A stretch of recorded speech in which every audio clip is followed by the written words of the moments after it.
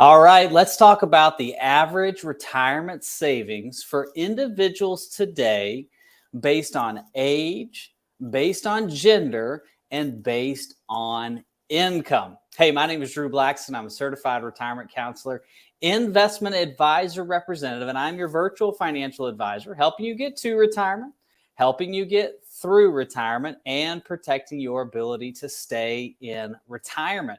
And we're talking about the average retirement savings. We're going to look at the average and the median retirement savings for individuals today based on income, gender, and age. Now, I always want to encourage anyone who's watching, don't let these numbers disappoint you. Don't let these numbers persuade you that you can't save for retirement. I believe that everyone can save for retirement. And the reason I love doing these videos where we look at the average and the median savings rates or the saving balances in America is to give you that push to continue saving for retirement. Because let me tell you something, retirement will be here before you know it. So let's get into that today. If you have any questions or concerns, leave them in the comment section. We will get to those. But let's look at today the average savings in America based on age, gender, and income. And we're going to look at, this is a Vanguard study. And we're going to first start with age. And so this first column here, this is your average balance. And this right column here, this is your median balance. So let's distinguish the two real quick. Average is basically, let's say we have 10, right? You have 10 people. You take those 10, you divide by 2, and there's the average, right? So the median is going to take all of the people in the study, and they're going to go right into the middle.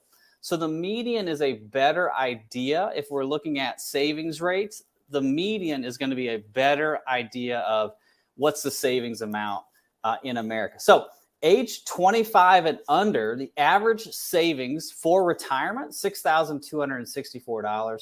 The median, $1,786. Oops, zoom that too far. Ages 25 to 34, the average, $37,000 saved for retirement. The median, half of that, $14,000 saved for retirement. Ages 35 to 44, this is me. I'll be 37 in December. Average, $97,000. The median, $36,000 saved for retirement. We're going to come back to this because this is a key time in your life. Now, ages 45 to 54, average savings for retirement, $179,200. The median, $61,530. Ages 55 to 64, average savings for retirement, $256,244. The median, $89,716. Again, we're going to come back to this. This is a big time in your life.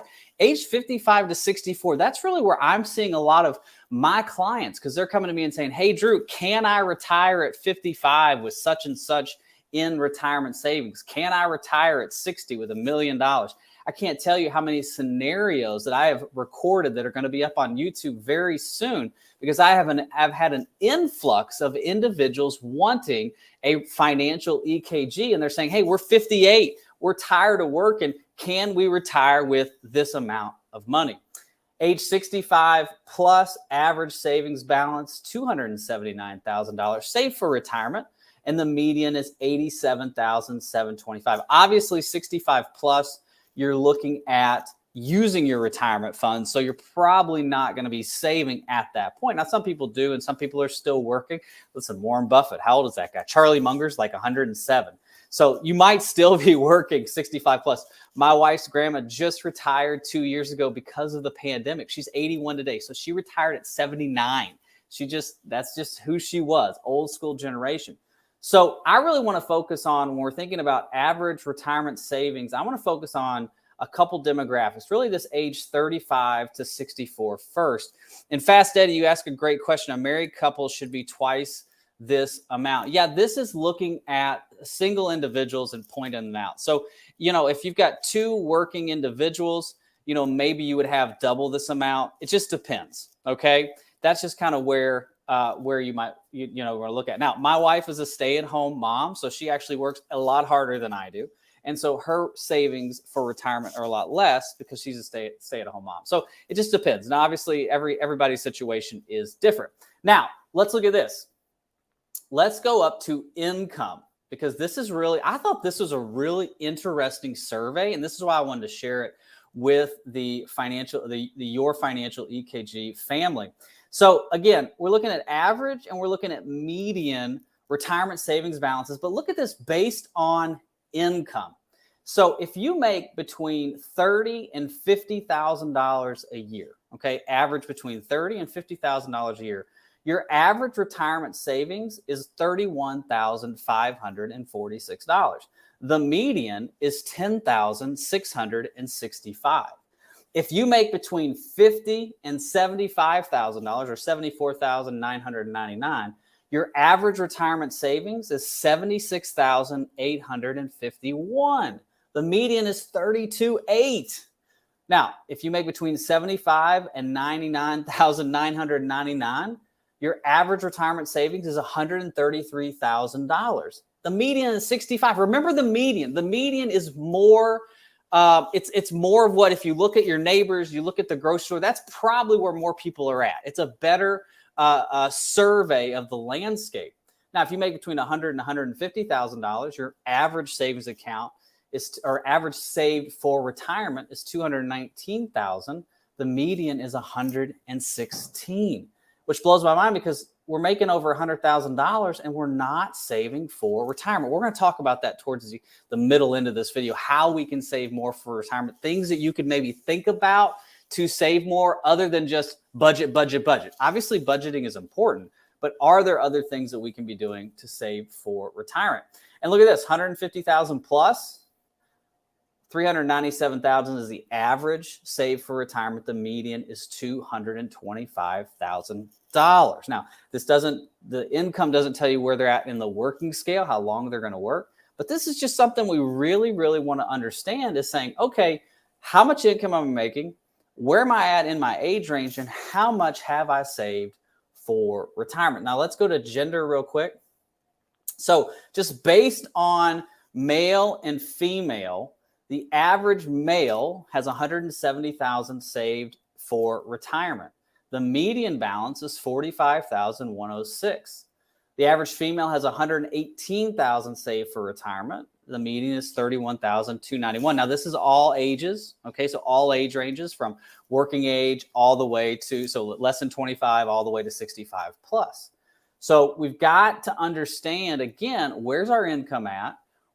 How much are we saving? How are we saving? Now, this study is great, and there's actually a link to it in the description, but it shows job tenure, how much you have saved based on the amount of years you have working. And you can see if you've worked 10 plus years, you probably have more saved for retirement than other individuals. You know, if you've only worked for 1 year, right? If you just came out of college and you're just not working, you probably don't have a lot saved for retirement yet. Now, this year is a great year to start working and saving for retirement. The market's it was down 20% just a few days ago. Now it's down only 14%. But when we're looking at saving for retirement, the earlier the better. The earlier you can start, the better. Again, the source for this is Vanguard. The Vanguard's where we started. This is also really interesting. What industries have the most saved for retirement? Look at your industry. Put your industry in the comments. Where do you work? What industry are you in? Media, entertainment, and leisure. The median amount saved, $71,586. Is that number one? Yeah. So media, entertainment, and leisure, they're saving the most for retirement. Who is saving the least? Let's look at this. 22,016. Wholesale and retail trade, $16,319 is the median amount saved for retirement. So median entertainment, we're saving the most. Wholesale and retail, we are saving the least. Now, again, if you're in any of these industries, don't go, oh, because I'm in the retail industry, I'm never going to be able to save for retirement. Listen, I have clients that have worked for Target. I've got clients that have worked for Sam's Club. I have clients that retired with those industries, and not in the sense of corporate place. They weren't in the corporate headquarters.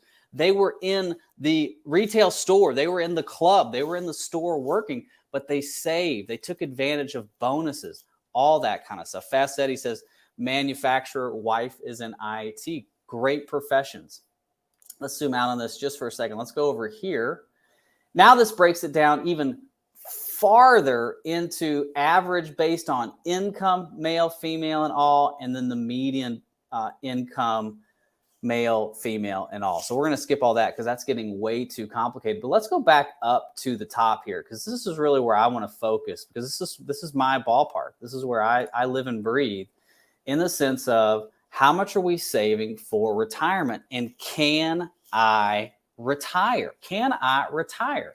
Because if you're 55 years old, if you're 60 years old, and you have $89,000 saved for retirement, there's no way that you're going to be able to retire pre-Social Security, right? Unless there's an inheritance, unless maybe you sell a business that you're working on. So there's a lot of things that we need to be doing now that can help us save for retirement. Now, if you're 25 to 34, 35 to 44, right in this range, it's a great time to look at saving for retirement. I'm actually reading Dave Ramsey's Baby Step Millionaires book, and I really enjoy Dave Ramsey's stuff. And if you are younger, his baby steps are a great way to put a foundation in for you saving for retirement.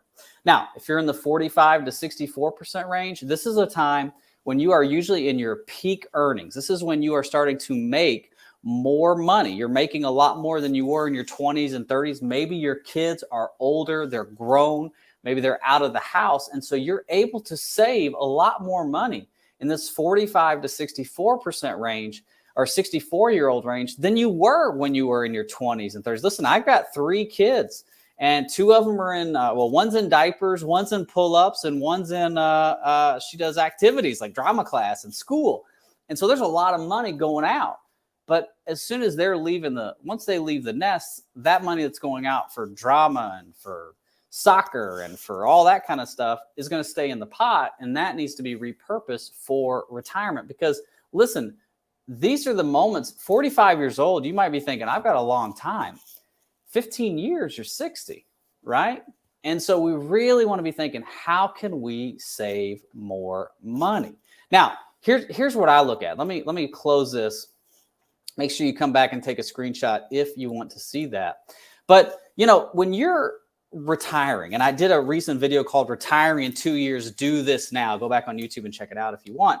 But there was a study done by current retirees, done by Voya. And they interviewed them and said, okay, what do you want to tell other people about saving for retirement? 70% of surveyed retirees wished they had saved more for retirement sooner.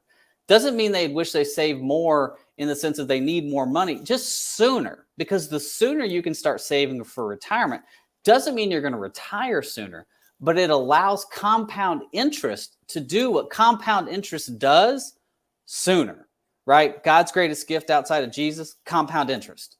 So you want to start saving sooner. How can you do that? Well, let's say you're over 50. My crowd, the people that I speak to most often, age range, 45 to 60. That's really kind of where the most, if you look at the analytics on YouTube or on Facebook or any of our social media platforms, 45 to 60 is kind of the majority of people who come to me. So if you're in that age range, especially if you're over 50, you have the opportunity. We're going to talk about ways you can save more. The first way that you can save more money for retirement is through catch-up contributions. If you're over the age of 50 and you have a 401k or an IRA, the IRS gives you the benefit of doing a catch-up contribution. This year, for your 401k, your Roth 401k, your 403b, you can put in $6,500 more per year on top of the normal contribution. If you're investing in an IRA or Roth IRA, you can put $1,000 more in a year. So if you're putting $6,000 in, you're maxing your contribution, you're over the age of 50, boom, you can put an extra $1,000 in for $7,000 a year. It's called a catch-up contribution. Now, let me talk about catch-up contributions for a minute. Because when we're saving for retirement, when we're looking at these numbers, these retirement savings numbers, these average retirement savings, I want to designate how you save for retirement based on taxes. Because a lot of people don't think about taxes when they're thinking about retiring. They go, I got a 401. Washington, D.C. does it great. They're always talking about auto enrollment of 401k, auto enrollment, the contributions. And I go, wait. That's what DC wants. They want you in a 401k because they want as much of that money pre-tax. So as it grows and you get older, when you get the time that you have to take out income, there's taxes coming in. So when you're saving for retirement, especially if you're in that 40 and 50 year old range, if you have a 401k or 403b at work, continue to contribute, especially up to the match. So if they're going to give you a 3% match or a 4% match or 50 cents on every dollar up to 3% or whatever they're going to do, continue to contribute up to the match. But think about if from a tax standpoint, you're contributing $5,000 a year to your 401k, and every year come tax time, you break even or you get a little refund. And you're looking, you're sitting with your spouse, or you're sitting there single, and you're looking at it and you're saying, hey, I think I could put a little bit more in my 401k just based on spending, just based on earnings and things like that. Maybe think about not putting it into the 401k, especially if it's on the traditional side. If you have a Roth 401k or Roth IRA, put that money in there, get that tax-free benefit. But what I've been talking to a lot of people about, if you have extra dollars over and above your contribution, think about putting it into a taxable brokerage account. Because what a taxable brokerage account gives you the ability to do, especially if you're saving for retirement, is the ability to pull money out of it anytime you want. We do a ton of videos on this channel about the rule of 55 and 72 T's. I just did a video on Monday talking about how to pull money out of IRAs without penalties, pre-59.5, because that's when the penalty goes away. But if you have a taxable brokerage account, if you have money in a bucket, you can see bucket up here. If you have a bucket of money that is in a taxable brokerage account, say it's Schwab or TD Ameritrade, that's who we use as our custodian, or Fidelity or Vanguard, and it's just regular money. You're just putting money in out of your bank account. It's already been taxed. If you're able to grow that money, and then let's say you go, hey, Drew, I'm 55 years old. We've got $1.5 million saved for retirement. Can you do a financial EKG for me to see if I can retire? At that point, when I'm looking at your assets, if you have money in a taxable brokerage account, then we can go, hey, maybe we don't have to touch this 401k and do the rule of 55. Maybe we don't have to do a 72T with your IRA. Maybe we can bridge the gap for 4 or 5 years using this taxable brokerage account. So when you're saving for retirement, when you're thinking about saving, the average savings for retirement, again, let me put this on the screen real quick for you so you can see this. Let's keep in mind what we're saving for. Remember, this is our average savings in retirement. If we're 45 and 54, the median save for retirement right now is $61,530. Ages 55 to 64, the median is $89,000. And listen, guys, 65 plus is $87,000. These numbers are going to make retirement really difficult. Okay, really, really difficult. And I don't mean that in a mean way. If you haven't saved enough for retirement yet, or you feel like you haven't saved enough, listen, I'm here to help you. I want to encourage you. I want to inspire you to continue to save. But what I'm saying is it's going to be really hard to actually retire early, to retire at 62, to live off of the average Social Security check is only $1,500. So it's going to be really hard to live day to day if you aren't saving enough for retirement. So Ketchup Contributions, taking some extra cash, putting that in the taxable brokerage accounts, those are great ways that you can save more for retirement. Let's see if I have any good comments. There's lots of great comments. Let me just say that. I just can't always get everybody in. Let's see. Let's see. Al D. If fire before 55-year-old in retirement meet match for rest, invest in taxable account for long-term capital gains. Yeah, that's right. If you're trying to retire early with the FIRE movement, which is financial independence, retire early before you're 55-year-old, do the match. For the rest, put that in a taxable brokerage account. I just did a video. Go to the Your Financial EKG channel. I talked about, I had a 49-year-old client and he retired. He retired at 49 years old. Now he lives in Texas. Somebody said a comment like, this guy doesn't even exist. I'm like, yes, he does. He lives in Texas. He works in the oil and gas industry. He's in the IT portion of the oil and gas industry, and he has saved. He's in a low-cost area of Texas. He has saved within his 401k. Now, at 49, we started having these conversations. He's saying, hey, Drew, I'm just getting really burnt out with COVID and then with the Ukrainian war, especially on the IT side, he was really getting burned out. He said, I want to retire.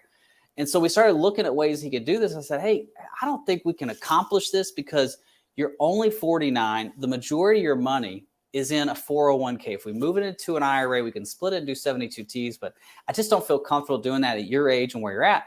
And he said, hey, I got $300,000 of equity in my house. How about I sell my house and rent an apartment and live off that? For him, that was his taxable brokerage account because he was able to sell his house. Now, again, I'm not telling everybody to do this. He was a single guy. And so it's a different scenario, but everybody's different.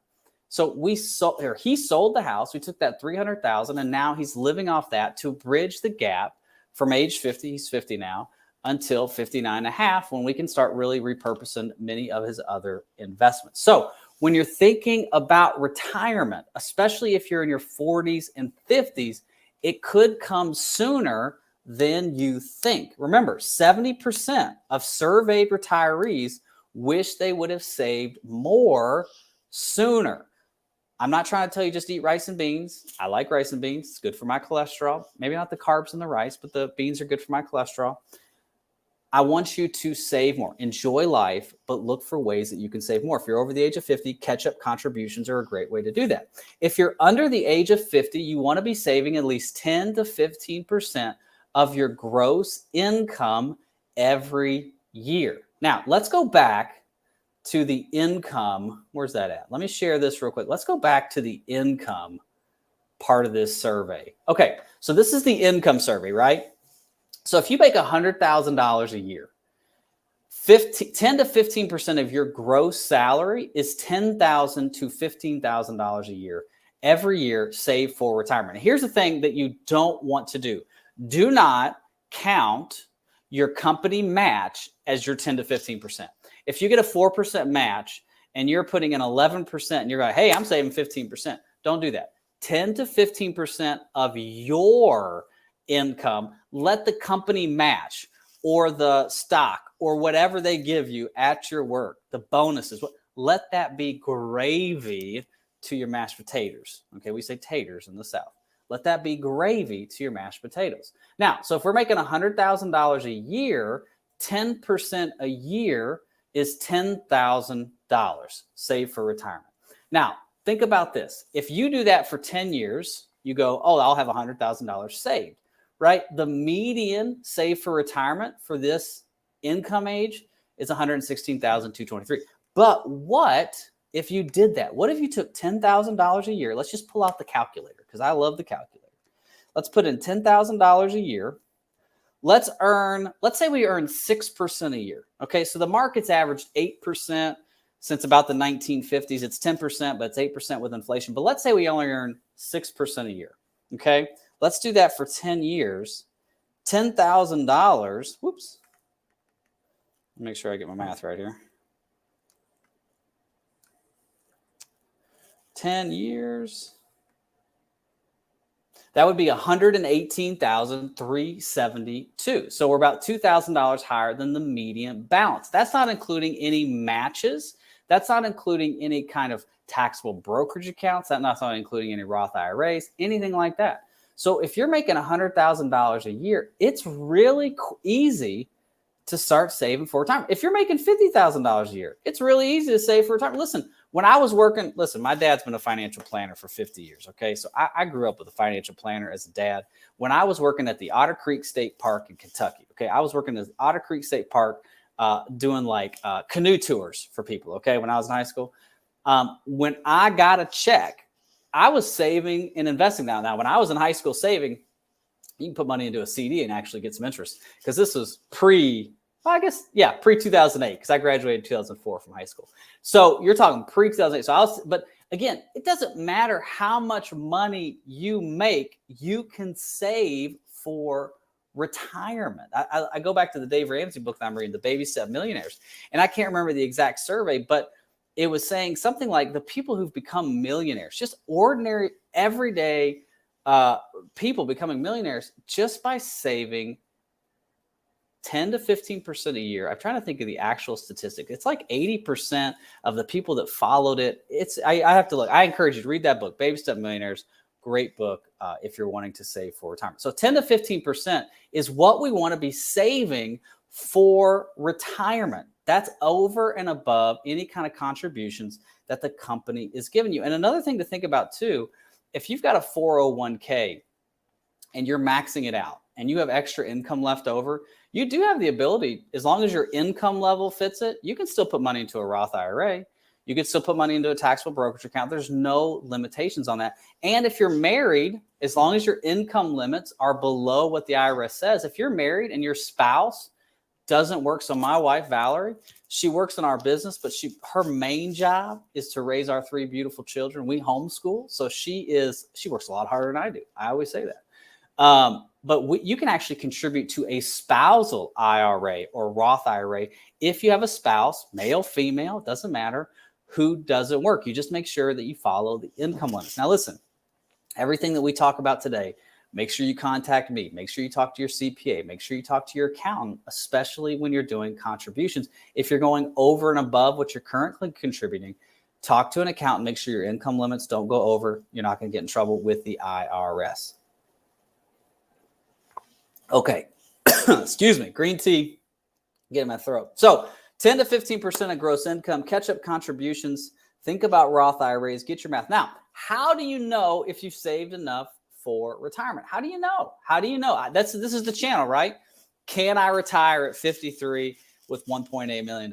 Can I retire at 60 with $500,000? How do you know if you've saved enough for retirement? Well, there's a couple rules that I like to use. Now, the first thing I like to do is a financial EKG. Now, a financial EKG is what I do for clients is I create a retirement income plan that's not just based on making sure that your income lasts forever, but we want to look at your taxes. We want to look at how your assets are invested.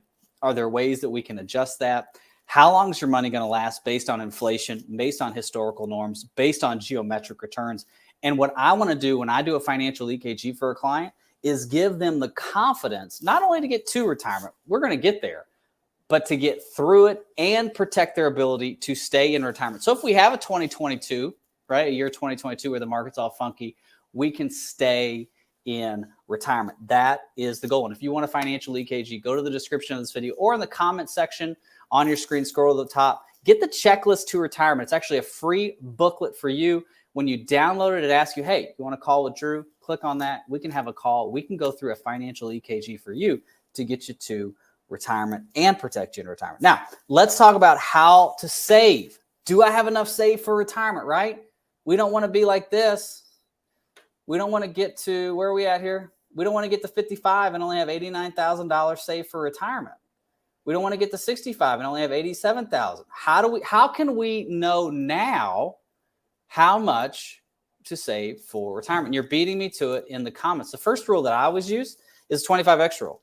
And I use it 2 different ways. Okay, so the 25X rule says take your annual expenses, multiply that by 25. Okay, so let me pull out the whiteboard here for you guys. Let's go stop. Let's share screen. Share that. Okay, so this is the whiteboard here. So let's do the 25X rule. So the 25X rule, you've got 2 rules. So let's say your annual expenses are $70,000. You multiply that by 25. So this is 70K. Multiply that by 25. So 25 times 70,000. And that equals 1.75. That's the 25X rule. It says in order to retire, if you've got $70,000 in expenses, and those $70,000 are going to continue throughout your retirement, you want to have at least $1.75 million saved for retirement. That's if you're using your expenses. Okay. Now, another way to look at this is to use your income.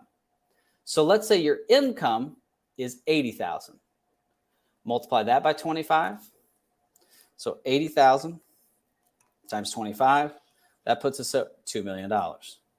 So now what I always want to do for, I don't like to put clients into a specific, like remember the old ING Voya commercials where they had like the number over their head and they're like, hey, this is my number. This is how much I need to retire. I don't like to do that. I want to give ourselves a range, right? I want to do a range for retirement. So using expenses, we're at 175 on the 25X rule, and using income, we're at 2 million. So we want to look somewhere in here. Okay, somewhere in this figure is what we want saved for retirement if we're going to use the 25X rule. Now, keep in mind, the 25X rule is just a rule of thumb. It's not set in stone. It's a rule of thumb, right? Don't spit in the wind. That's a rule of thumb. Okay, now if you spit in the wind, we just had a Hurricane Ian came through. Now, we're in Tampa, so we got a lot of the outer bands. Pray for Fort Myers, Cape Coral area, because they got it really hard. But here in Tampa, we got a lot of the outer bands. If you spit in the wind during a hurricane, might hit you in the face, it might not. Rule of thumb, don't spit in the wind. 25X rule is the same way, right? If we're looking at this, 25X on our expenses is 1.7. Our income is 2 million. But what if you have a pension? What if you're older and you're going to take Social Security at 67 or 70? Well, then maybe the 25X rule doesn't apply to you because you're not going to need this amount of money. Or maybe you're my 49-year-old client and you're going, hey, I got enough money to retire at 25X rule. Maybe not if you're going to be in retirement for 50 years. So the 25X rule is just a really good rule of thumb that helps you kind of determine, hey, this is how much I can save or that I can save for retirement. So let's erase this. Another great rule of thumb to look at is what they call the replacement ratio. Now, the replacement ratio works with your income. So basically what it says is take your income. So what's that? $70,000 a year. And replace that. You need to have enough assets to replace 80% of that. So if it's $70,000 a year, let me grab my calculator because when I'm live, I get a little nervous. So that's $56,000. So you need to have enough assets to get you $56,000 a year in income. Obviously, Social Security, pensions, and your retirement investments are all going to be included in that. Now, how you get to that figure is a little bit more difficult. That's when we're using the EKG because we're saying, okay, how do we get $56,000 a year? What's the number that we need with inflation, with taxes? This has been a really difficult year when it comes to financial planning because we've got inflation numbers that are off the chart. And so what we're running into, I always talk about sequence of return risk with clients. And I'll say, hey, when you retire, one of the biggest risks we'll have is sequence of return. And sequence of return risk is the risk that you go into retirement, you got $1 million, and the market goes down the first year, the second year, and the third year that you're in retirement. Think 2000, 2003, right? 2000 to 2003, the market was down, boom, boom, boom. And so those were 3 tough years if you retire because now you're pulling out income from your retirement investments and the market is going down. It's called sequence of return risk. But I look at it on the other hand too, is in the last 15 years, I've been a financial advisor for 15 years. I've never seen inflation. In 15 years as a financial advisor, we've never seen inflation. We've never seen 10-year treasuries at 3.5%. We've never seen 2-year treasuries at 4%, inverted with a 10-year treasury at 3.5%. And so when you think about sequence of return risk, don't just think about it in the sense of market returns. Think about it from inflation. Think about it from purchasing power. Because if you're going into retirement and we have high inflation, even though the market might be going up into that inflation, your purchasing power is being eroded because that dollar that you're using to buy, to travel, to do the healthcare, whatever, is now worth less because of inflation. So you might have sequence of return risk on your money, on your spending, just as much as you might have sequence of return risk on your retirement investments. That's why it's really important to have a retirement income plan. We call it Your Financial EKG. If you want it, in the comment section at the top, download the checklist to retirement, select the box, yes, I want to visit with Drew, and we can talk about it. But you need to have it, whether you do some kind of free thing or you work with a financial advisor, you want to have a plan. We live about an hour and a half from Disney World. People spend years planning for Disney vacations, and they spend hours planning for retirement. And so that should not be the case. Okay, now remember, we're looking at the average retirement savings. We're looking at the average retirement savings based on age, gender, and income. Let's do this again for people who are just joining. So this is the study. It's based on Vanguard. The average retirement savings based on age, and we're really focusing on that 35 plus group. Remember, 35 to 44. The median save for retirement, $36,000. 45 to 54, the median saved, $61,530. 55 to 64, $89,000. And that is where we've got to pick up the slack. We cannot retire with those kind of values. Maybe you've got a great pension. You might be one of those people, or maybe you've got great Social Security with that pension. But we've got to be really on our game when we're saving for retirement. Okay. Now, let me give you a couple other things, and then we're going to kick this off. It's been 35 minutes, and we're going to head out here. Aldi, I'll put this comment. Let me stop my share here. Let's put this comment up. Go Rays. Yes, playoffs start Friday. Go Rays. Not so sure about them this year right now. It's good to have Glasnow back, but we can't seem to hit ourselves out of a wet paper bag currently. So we got to score some more runs. Let's talk about if you're doing some retirement planning at 50. Remember, average retirement savings by age, gender, and income. That's what we've been talking about. We talked about a little bit how to save for retirement, how to kind of get a good gauge of where you're at. Let's talk about a couple things to think about when you're doing retirement planning. Number one, when you're thinking about your retirement income, always think about Social Security. Listen, Social Security is going to be around for a long time. I know people talk about it's going bankrupt. In the year 2033, 2034, based on estimates, they're only going to have 75%. They're only going to be able to pay out 75% of benefits. Okay. When we get there, and if that's the case, we'll make the adjustments that we need to make. But we need to be looking at Social Security because they're going to change the tax code, and Social Security is going to get funded. And that's why we want to talk about Roth IRAs. We want to talk about Roth conversions. We want to talk about taxable brokerage accounts because taxes are going to go up because more people are retiring and Social Security needs to be funded. We've already started to see this with current legislation, so we want to be careful. So when you're doing retirement planning, one of the first things you need to be thinking about is when am I going to claim Social Security? Am I going to claim at 62? Am I going to claim at 67? Am I going to claim at 70? Am I going to claim any time in between? Remember, if you claim Social Security at 62, you'll get 70% of your full retirement benefit. If you claim Social Security at 67, you get 100% of your full retirement benefit. And if you're an overachiever, if you are a broccoli eater and you take Social Security at 70, you get 124% of your full retirement benefit. And really any time in between there, you will get Social Security, a lesser rate between 62 and 67 and a higher rate between 67 and 70. It's so important to understand when are you going to claim Social Security. How long will you wait until you claim Social Security, right? If you've got $1 million and you're retiring at 60, based on your spending, what's the glide path look like if you take Social Security at 67 or 70 versus 62?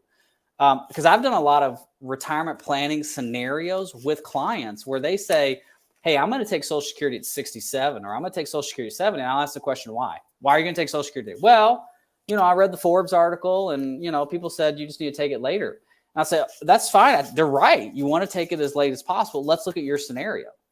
And so we'll do the scenario. And I'll say, listen, based on your spending, based on where you're at, if you take Social Security at 62 and you turn off the spigot of taking so much out of your retirement investments, your money's actually going to last longer and you're actually going to have a more comfortable retirement. So it's not always 67 or 70 or bust. It might be 62, 63, 64. I've done plenty of scenarios where we're taking Social Security early and not taking it out of our retirement income or retirement investments just based on simply the client's current scenario. So Social Security, how long will you wait? The other thing about with Social Security is how old's your spouse?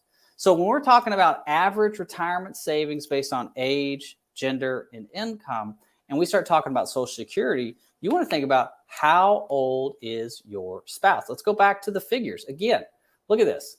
Ages 55 to 64. The median save for retirement is $89,716. Ages 45 to 54, it's $61,530. Let's just double that. Let's assume that this $61,000 is 120, right? Based on 2 working people. Well, what if one of you passes away sooner than the other one? And now we need our money to last forever, but we only have one Social Security. We need to understand what is our plan for our Social Security, for our retirement assets, for our retirement income, whether there's one of us, whether there's 2 of us, whether it's back to one of us because we lose one.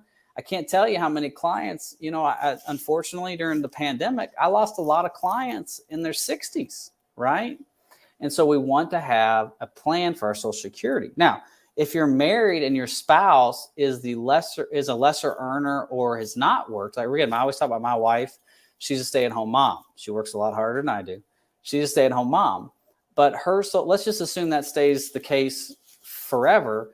My Social Security is going to be much higher than hers because she's not paying into the system as much, right?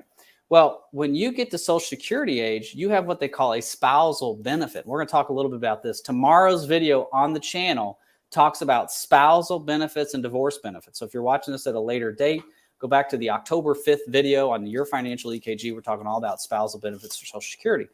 But you want to understand what the spousal benefit. I have a lot of people come to me and say, well, my wife's Social Security at 67 is going to be $1,000 and mine's going to be $3,000. I say, well, are you going to do a spousal benefit? And they go, well, what's a spousal benefit? I'll say, well, a spousal benefit means that your spouse can take up to half of the higher earner's Social Security. And they'll say, well, I didn't realize you could do that. And I go, well, who are you talking to? And like, well, my financial advisor's not talking to me about that. And I'll say, well, you need to find a new financial advisor. Boop, boop, boop, right? So Social Security is so important. Now, if you're divorced, you want to understand divorced spousal benefits. If you were married to someone for 10 years or longer and you are still unmarried and you are the lesser earner, you might have the ability to claim Social Security benefits based off your spouse, up to half. And it doesn't matter if they're claiming Social Security or not yet. Okay? So we really want to understand Social Security. We also want to understand our investment strategy. Remember, we're thinking about retiring. What's the average retirement for age, gender, income? We want to think about how we're going to invest that going into retirement, right? What's our investment allocation, right? 60-40 is what everybody's always taught. The 60-40 portfolio, 60% stocks, 40% bonds. 2022, the year 2022, that has been the worst year for the 60-40 portfolio. I'm not saying that that's going to change. I believe in the 60-40. I believe in, fixed income and equities. I believe in the stock market. I'm a huge believer in it. But you want to make sure that as you get older, you're investing for your retirement. You're like, well, Drew, yeah, of course I'm investing for retirement. Yeah, but remember, look at this. If you're in this age range, 25 to 34, okay, so I'm 37. I'm right here in the middle. I stopped getting those surveys. I stopped being able to answer 25 to 34. Now I had to move up to 35 to 44. I feel a lot older now.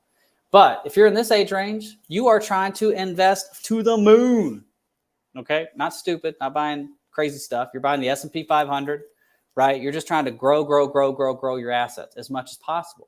But once you get into this 45 to 64% range, it becomes a little bit more of a delicate balance. Because if you're wanting to retire at age 55 and at age 54, it's the year 2022 and the market's down 20%, it might be hard for you to retire. You might have to push your retirement out a couple of years. I just had a gentleman, I was working with him in Colorado, and he said, hey, I want to retire. But based on the market, once we did all the facts and figures, based on where the market was today in the year 2022, I had to give him that hard truth. You can't retire. You can't do it. So we want to understand how we're invested. So if you're in this older range, 45 to 64, I always use the example Space Mountain versus the Walt Disney World Railroad. If you've ever been to Disney World, Disneyland, there's a ride called Space Mountain. You get on it. It's a roller coaster. It's in the dark. You don't know where you're getting off, but it's like, boom, boom, boom, it's all over the place, right? And then you finally get off. That's the stock market, right? Like we don't know where it's going to go. Today, it's up like 800 points. Yesterday, it was up 800 points too. That's great. We're climbing a mountain, but tomorrow we could go off the cliff. Who knows? That's Space Mountain. But like when you get closer to retirement, right? My Uncle Craig is going to be 60. He doesn't want to be on Space Mountain He wants to be on the Walt Disney World Railroad. He wants to be more consistent and know where he's going to get off. Now, he might not make 12, 15% in the year the market does 12, 15%. He might make 6, 7, but he's okay with that because he's not losing what he's been working for so long. So understanding how you're investing is so very important. Okay, now I encourage you, go to our website, yourfinancialekg.com, download the checklist to retirement. In the comment section, click it. It's at the very top of this comment. It's in the description of this video. It's in the comments of this video. Click that link, select the box that yes, you want to visit with me, and we can go through a financial EKG for you to get you to retirement, to get you through retirement, and protect your ability to stay in retirement. Let me check out these comments real quick, see if we have any questions. Make sure you put those in the comments. Fast Eddie, Yankees. That's probably a response to my Rays comment. Yep, Yankees are probably going to have a pretty good year with Stanton, with obviously with Aaron Judge. Hopefully he gets 62. Would love to see Aaron Judge get 62 home runs. Would be happy for him. So yeah, Yankees are going to be tough. Okay, well, perfect. Well, hey, thank you so much for watching. Y'all have a great rest of your day. God bless. Bye-bye.